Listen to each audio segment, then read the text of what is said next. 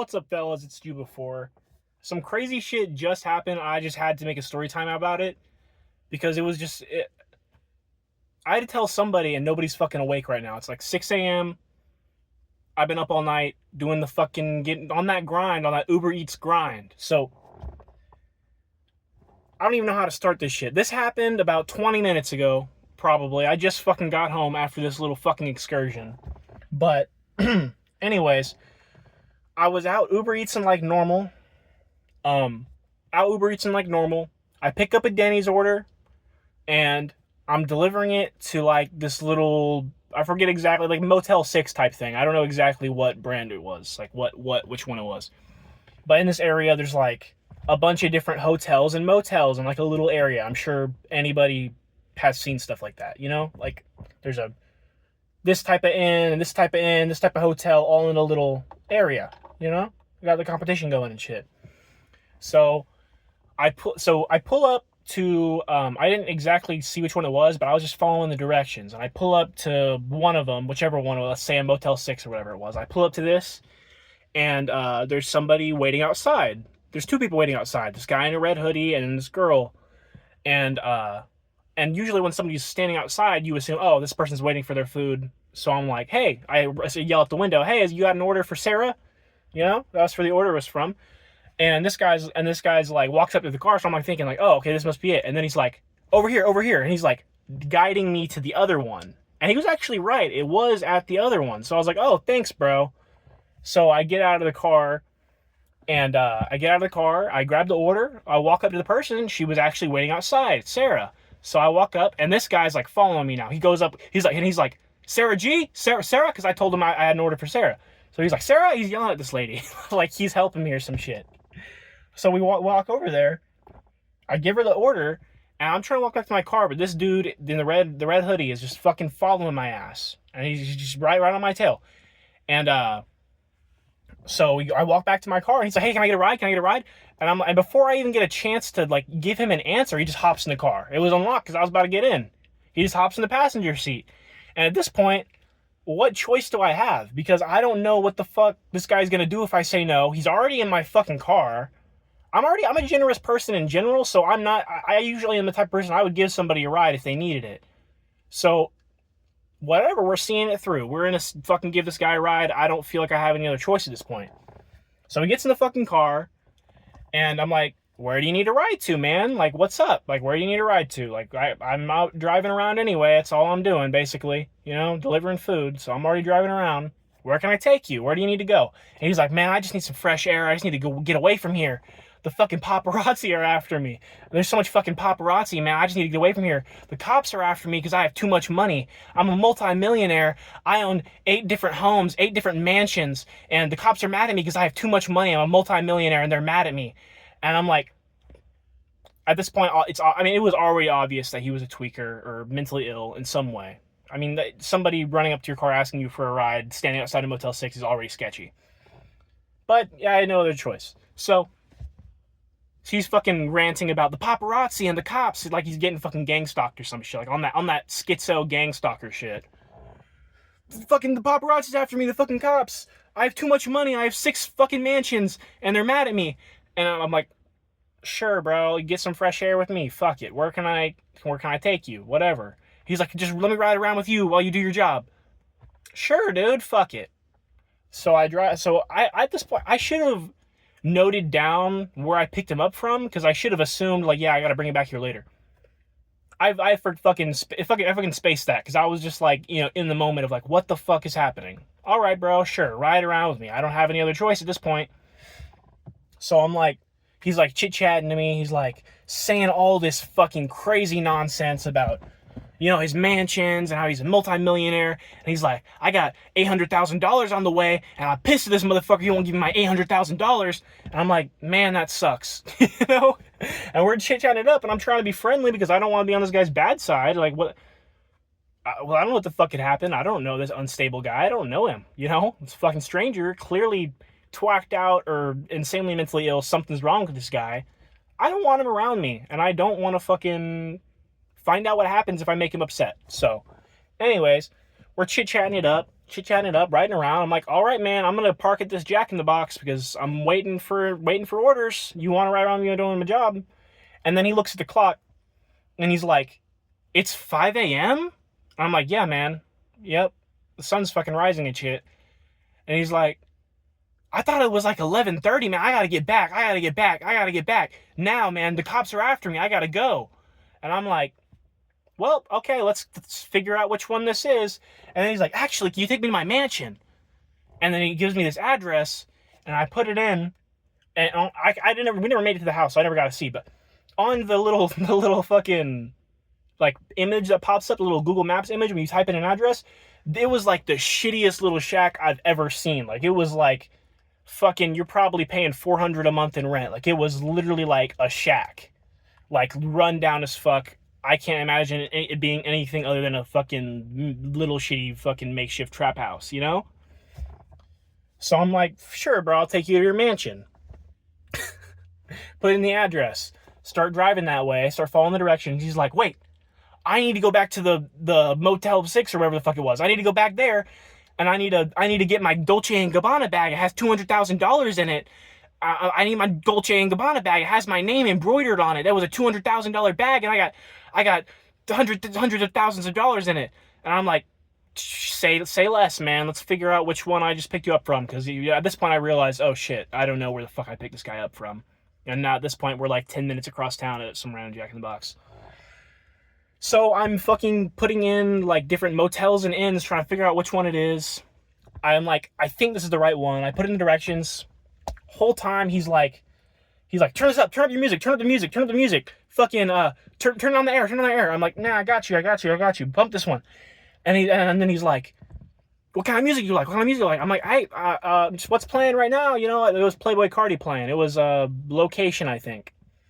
And he's like, what? He's just fucking spouting all kinds of nonsense. And I'm like, I actually make music, you know, fuck it, I'm gonna make small talk with this guy. And he's like, show me some of your songs. So I start playing some of my songs. He's like, turn it up. So I have it fucking blasting. He's like fucking getting down to it, and he's like, man, this is some good shit. This is so fucking, whew. Like he's really getting into it. He's got this like little like shitty crocheted bucket hat, and he's got the window all the way down. He's spinning it around out the window. He's yelling anybody we drove by. He's like, hey man, have a great day. Fuck yeah. Like he's like literally like yelling out the window, fucking throwing his arm around with his fucking spinning his hat and shit. And he's like fucking yelling at people, like causing a fucking scene. I'm like, dude, I'm gonna get fucking pulled over. My tags are out. This motherfucker's acting a fool. I'm fucked. I mean, not like it would be bad. I'm not riding dirty other than maybe him. Come to think of, okay, never mind. We'll get to that part later. But, basically fucking whatever the fuck he's tweaking his ass off. So we finally get to this inn, Motel 6, whatever the fuck. We get there. And we get to it's like, you know, there's multiple. We get to the one, he's like, nah, this ain't it. It's that one over there. So I drive over to that one. Nah, it's that other third one. Oh, okay. Get over there. Nah, this ain't it. So I'm like, okay, well, none of these are it.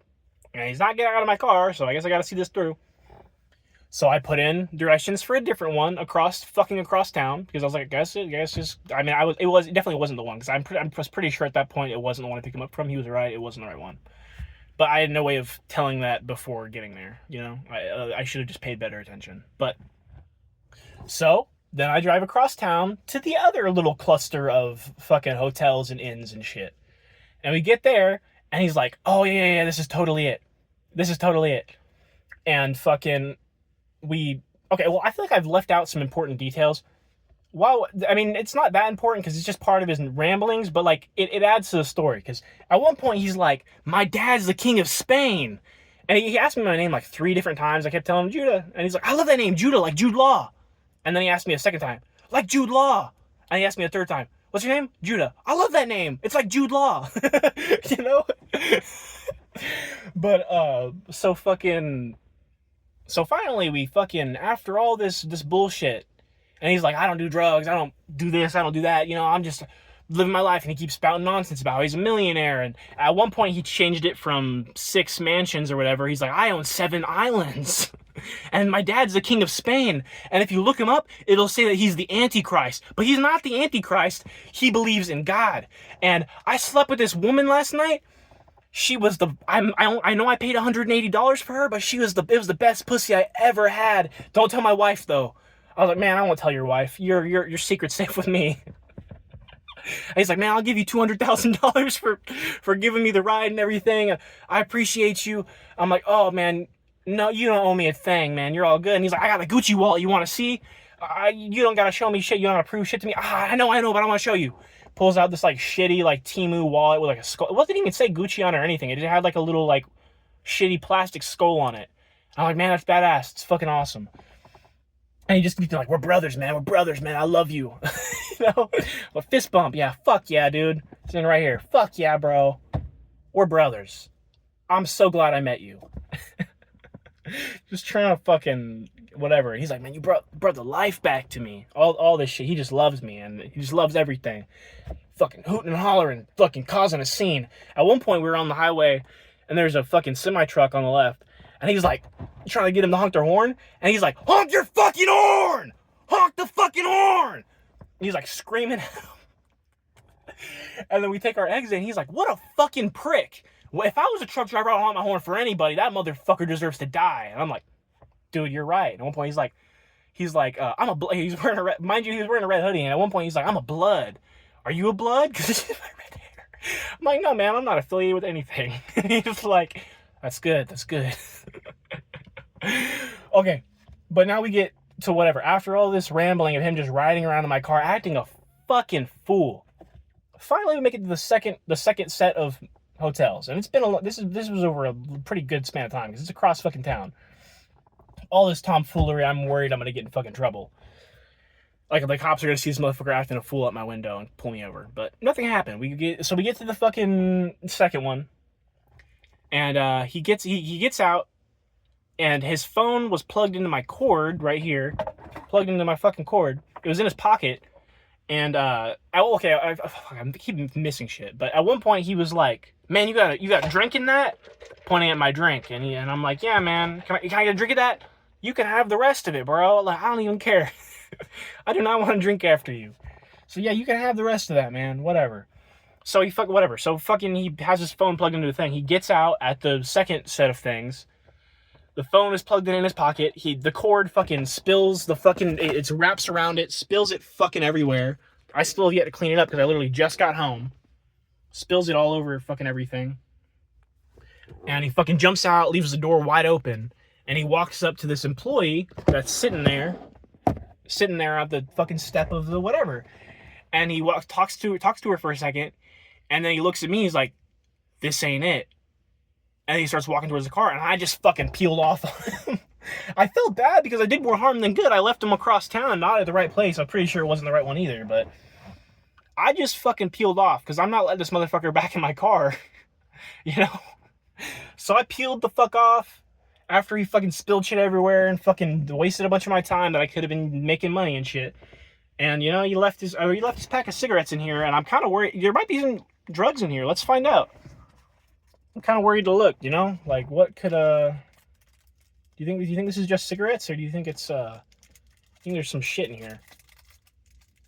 I don't know if I want to find out. I don't know if this is worth risking, like, touching my hand. I don't see anything in here. I think it's just a fucking empty pack of cigarettes, but who knows with that kind of guy.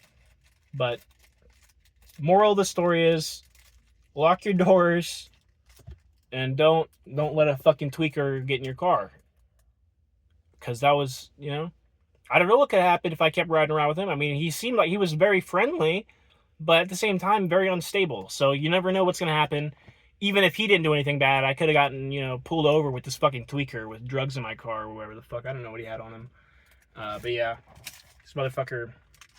Oh, yep. I'm glad I didn't accidentally steal some of his shit. This is empty. That's good. I kind of felt bad. I felt bad when I pulled off because, like, I kind of just fucked this guy's whole day up. You know, I left him on the wrong side of town. Thought I stole his cigarettes by accident. I didn't. There's nothing in there. But, you know, moral of the story, don't let a random tweaker in your car. I mean, I felt like I didn't have a choice, but I guess next time we'll just have to be a little more stern. I don't know. I'm just a friendly guy. I have a hard time saying no to people already. So I don't know how the fuck I tell a motherfucker who's already sitting down, buckled up, get the fuck out, you know? But nah, that was a story of giving a tweaker a ride against my will and leaving him stranded on the wrong side of town.